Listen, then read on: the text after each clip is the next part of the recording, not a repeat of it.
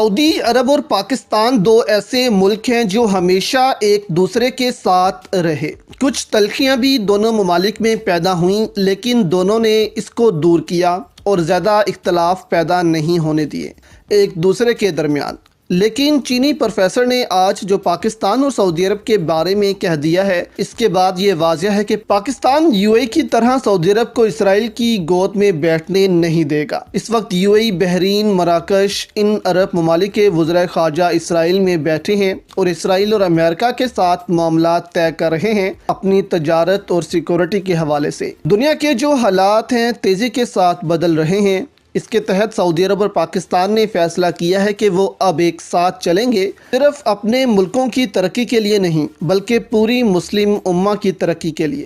جی ہاں دوستو، شاہ فیصل کا وہ دور پھر سے آ رہا ہے واپس، جب سعودی عرب ویسٹ کے خلاف مسلم امہ کے حق میں اکیلے کھڑا ہوا کرتا تھا اور ویسٹ کی آنکھوں میں آنکھیں ڈال کر بات کی جاتی تھی۔ لیکن ان کے بعد سعودی عرب میں ایسی قیادت آئی جس نے اپنے مفادات دیکھے، مسلم امہ کی نسبت اپنی سیکورٹی کا خیال رکھا اور مسلم امہ کی سیکورٹی کی طرف دھیان نہیں دیا۔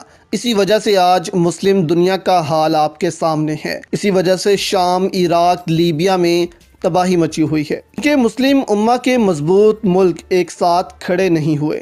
لیکن اب وقت آ گیا ہے کہ مسلم امہ ایک ساتھ کھڑی ہو، اور چین کی بھی اب خواہش ہے کہ پاکستان اور سعودی عرب ایک ساتھ کھڑے ہو جائیں۔ سعودی عرب کیا کرنے جا رہا ہے پاکستان کے ساتھ مل کر، آپ کو بتاتے ہیں۔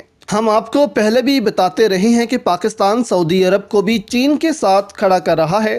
امریکہ کا جو انفلوئنس تھا سعودی عرب پر، اب وہ ختم ہو رہا ہے۔ سعودی عرب کو اب سمجھ آ گئی ہے کہ کب تک وہ اس طرح غلامی کرے گا امریکہ کی، اور مسلم امہ کے ساتھ کھڑے ہونے کی بجائے دوسری سائٹ پر کھڑا رہے گا۔ حال ہی میں سعودی عرب نے جو بیان دیا ہے امریکہ کو، اور بائیڈن کی کال تک ریسیو نہیں کی۔ اس وجہ سے نہیں کی کیونکہ سعودی عرب اب امریکہ کو ایبسلیوٹلی ناٹ کہہ چکا ہے، جس طرح پاکستان نے کہا ہے۔ اسی طرح سعودی عرب بھی امریکہ کے خلاف کھڑا ہو گیا ہے۔ چین کے پروفیسر ہیں south west university of political science and law کے چینگ زنگ ہانگ، یہ چائنا کے ڈیفنس اتاشی بھی رہ چکے ہیں ساؤتھ ایشین کنٹریز میں۔ انہوں نے اپنے ویوز دیے ہیں کہ پاکستان اور سعودی عرب جو اکٹھے ہوئے ہیں وہ صرف اپنے ملکوں کے فائدے کے لیے نہیں اکٹھے ہوئے، بلکہ وہ چاہتے ہیں کہ مسلم امہ دنیا میں اپنا ایک رول پلے کرے، اب خطے کی سیاست میں اور دنیا کی سیاست میں۔ انہوں نے کہا کہ سعودی عرب اور پاکستان نے حال ہی میں سرمایہ کاری پر بات چیت شروع کی ہے، جس میں فوڈ پروسیسنگ، مائننگ،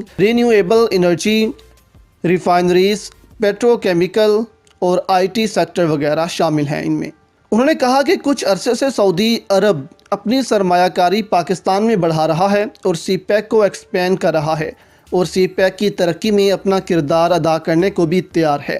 انہوں نے کہا کہ اس سے مڈل ایسٹ کے جو باقی ممالک ہیں وہ بھی سی پیک میں انویسٹ کرنے کی کوشش کریں گے اور اس طرف راغب ہوں گے۔ انہوں نے یہ بھی کہا کہ حالیہ جو OIC میٹنگ ہوئی ہے پاکستان میں، اس سے انہوں نے یہ اخذ کیا ہے کہ سعودی عرب اور پاکستان دونوں کے درمیان اعتماد کا رشتہ بڑھ رہا ہے اور دونوں ایک دوسرے کے اسٹریٹجک انٹرسٹ کی حفاظت کر رہے ہیں۔ دوسرا، انہوں نے کہا کہ کشمیر کے مسئلے کو سعودی عرب اپنے انفلوئنس سے حل کرنا چاہتا ہے کیونکہ خطے میں یہ ایک خطرناک مسئلہ ہے۔ پھر انہوں نے کہا کہ سعودی عرب ایک معاشی طور پر مضبوط ملک ہے اور وہ پاکستان میں بھاری سرمایہ کاری کر رہا ہے، یعنی چین اس وقت چاہتا ہے کہ سعودی عرب اور پاکستان دونوں چین کے ساتھ مل کر کام کریں اور اس خطے میں اپنا انفلوئنس قائم کریں اور ایک دوسرے کے انٹرسٹ کی حفاظت کریں اپنے اپنے ملکوں میں اور اپنے اپنے ریجنز میں۔